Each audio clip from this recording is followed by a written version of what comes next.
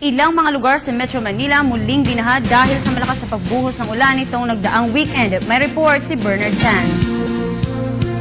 Walang bagyo pero nakaranas na naman ang Metro Manila na malalakas na buhos ng ulan sa nakalipas na weekend. Kaugnay nito, matinding pagbaha muli ang eksena sa ilang mga lugar gaya ng Kamanava at mga piling lugar sa Maynila. Paliwanag ng Pag-asa, epekto lang ng hanging habagat ang mga naranasan nating pag-ulan sa Metro Manila. Ayon sa mga kinauukulan, hanggang sa katapusan pa ng Setyembre, matatapos ang panahon ng tag-ulan. Ibig sabihin, magpapatuloy pa ang mga pabugso-bugsong buhos ng ulan sa Metro Manila, kaya dapat lagi maghanda ang publiko.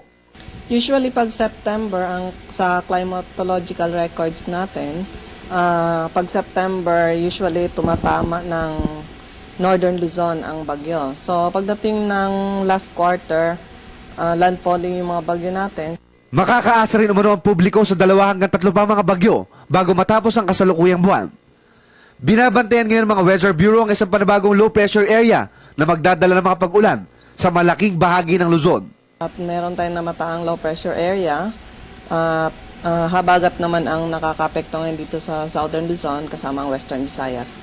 Matapos ang buwan ng Setyembre, ayon sa Pag-asa, magsisimula naman ang epekto ng hanging amihan na magdadala ng mas malamig na panahon.